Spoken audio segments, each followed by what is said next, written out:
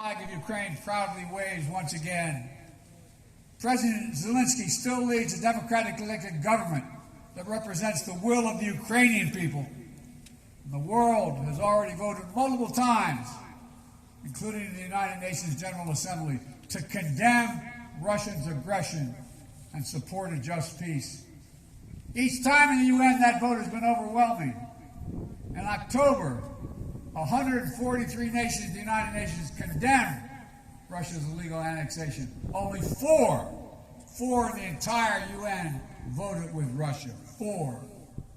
So tonight, I speak once more to the people of Russia. The United States and the nations of Europe do not seek to control or destroy Russia. The West was not plotting to attack Russia, as Putin said today. And millions of Russian citizens who only want to live in peace with their neighbors are not the enemy. This war is never a necessity. It's a tragedy. President Putin chose this war. Every day the war continues is his choice. He could end the war with a word. It's simple. If Russia stopped invading Ukraine, it would end the war. If Ukraine stopped defending itself against Russia, it would be the end of Ukraine. That's why together we're making sure Ukraine can defend itself. The United States has assembled a worldwide coalition of more than 50 nations to get critical weapons and supplies to the brave Ukrainian fighters on the front lines. Air defense systems, artillery, ammunition, tanks, armored vehicles.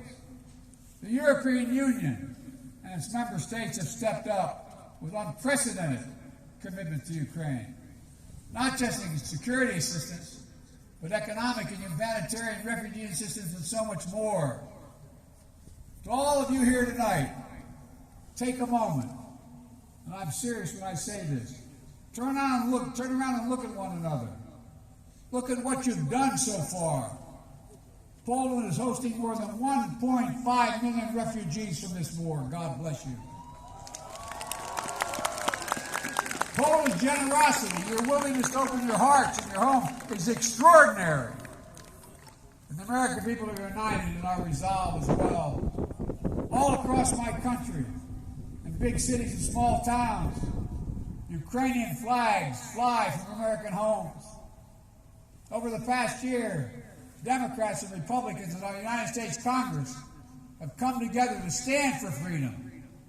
That's who Americans are, and that's what Americans do.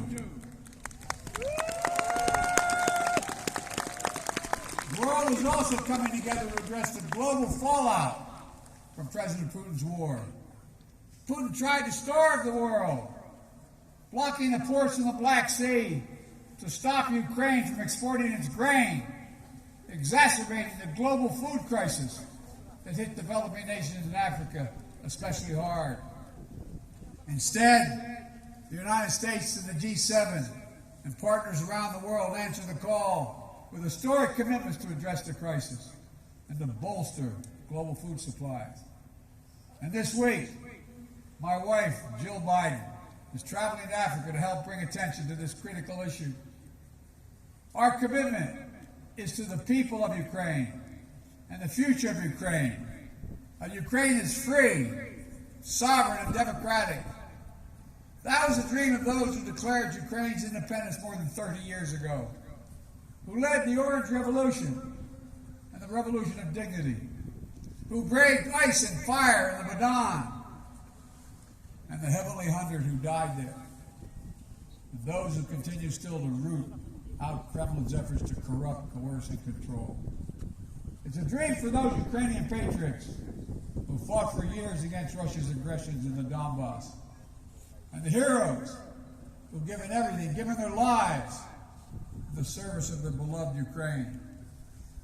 I was honored to visit their memorial in Kyiv yesterday to pay tribute to the sacrifice of those who lost their lives, standing alongside President Zelensky.